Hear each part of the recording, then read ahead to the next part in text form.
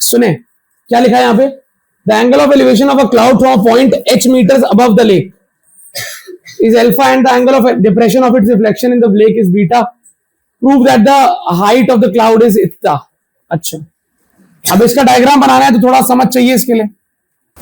कह रहा है कि the angle of elevation of a cloud from h metre above the lake. अगर मैं कहीं पर एक लेक बना दूं तो इस लेक से h मीटर ऊपर अगर जाएं तो लेट्स से मैं h मीटर ऊपर चला गया यहां पे,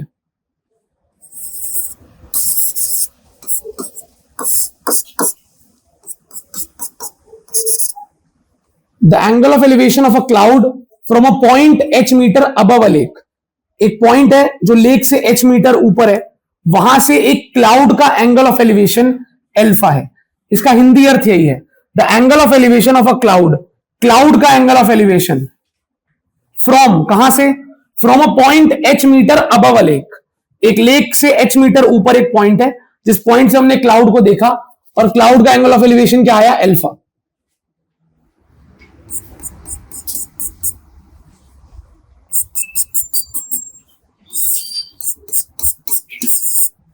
और क्या बोला,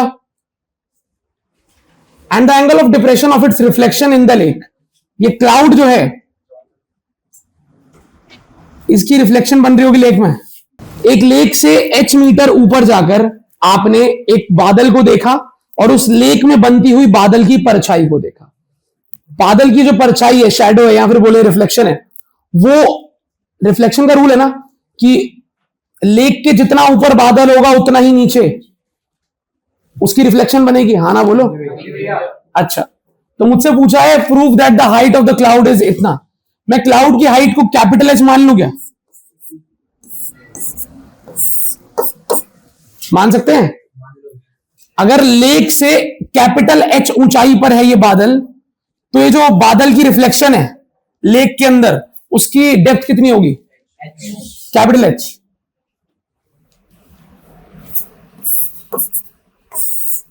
क्योंकि इमेज उतना ही नीचे बनती है जितना ऊपर ऑब्जेक्ट होता है.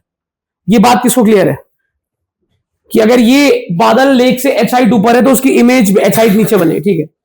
अच्छा, एक बात बताओ, अगर ये स्मॉल एच है तो ये भी क्या हो जाएगा,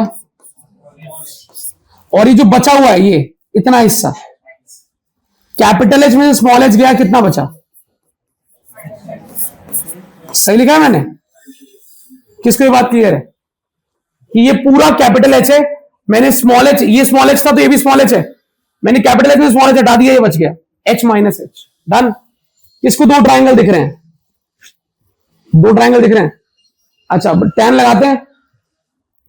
ये ट्राइंगल टैन अल्फा, बताओ क्या आएगा tan alpha?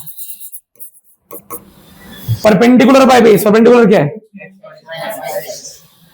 H minus H by base. Base कितना, बेस को मानना पड़ेगा क्या, एक्स मान लेते हैं, वाई मान लेते हैं, कुछ भी चलेगा. चलिए, और tan beta, tan beta, beta capital H. अच्छा, ये पूरा, ये देख रहे हो पूरा परपेंडिकुलर होगा. इस ट्राइंगल का जो परपेंडिकुलर पूरा होगा कैपिटल एच प्लस में छोटा एच. नहीं आया समझ में?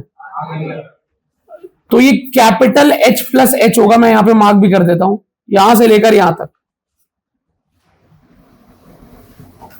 तो टैन बीटा आ जाएगा परपेंडिकुलर, यानी कि H plus H upon base, यानी एक्स. ऐसा ही है? श्योर? डिवाइड कर दूं क्या?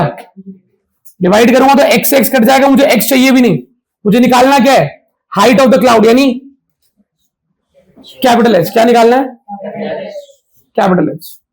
चालू करें. Tan alpha upon tan beta is equal to H minus h upon H plus h. जिस बच्चे को कॉम्पोनेंट सिखाया मैंने, कॉम्पोनेंट डिविडेंड, तुम्हें कई बात हुई हमारी इस बारे में, सीख लोगे जल्दी हो जाएगा. बता देता हूं क्या होता है. कॉम्पोनेंट डिविडेंड तो कहता है कि अगर दो चीजें बराबर है, दो रेशो बराबर है, दो रेशो जब भी बराबर होते हैं, सुन लो ट्रिक है ये. ट्रिक मतलब कभी कभी इसको लगाने से क्वेश्चन एक लाइन में हो जाता है. आपको क्रॉस मल्टीप्लाई करके लेंथ बढ़ाने की जरूरत नहीं होती। अगर दो रेशो आपस में इक्वल है तो इस तरफ और उस तरफ सेम प्रक्रिया अपना दो। कौन सी प्रक्रिया? Numerator plus denominator upon numerator minus denominator. क्या बोला मैंने? Numerator plus denominator upon is equal to भी सेम। क्या? Numerator plus denominator upon. तो अगर ये दोनों इक्वल हैं तो ये दोनों भी इक्वल होंगे। नहीं आया? इसे बोलते हैं कॉम्पोनेंडो डिविडेंडो, सीएनडी रूल कहते हैं इसे। अब अगर मैं यहां पे लगा दूं सीएनडी रूल, करें? लगाएं? बताओ।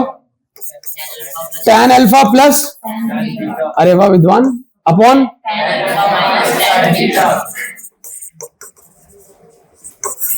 Is equal two plus upon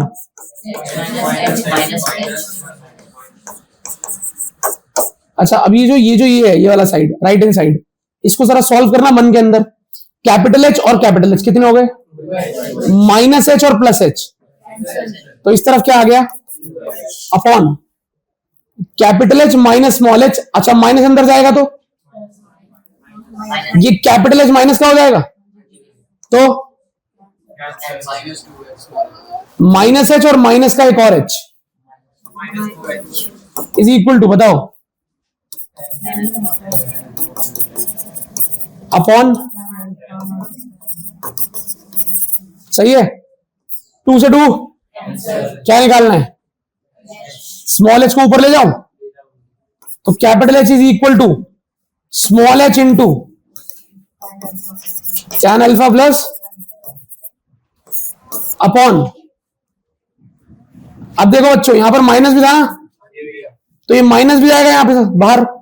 ये माइनस एच यहां चला गया मल्टीप्लाई होने इसके साथ, तो माइनस एच है और नीचे क्या लिखा है? tan alpha minus tan beta. Answer तो आ गया है, लेकिन इस माइनस को अंदर ले जाना, समझ रहे हो?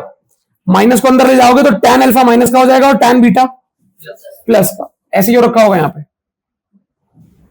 सब कुछ सेम है, बस हमारा अल्फा पहले आ रहा है, बीटा बाद में आ रहा है। ये माइनस के अंदर जाते ही एडजस्ट हो जाएगा अपने आप उल्टा। ठीक है।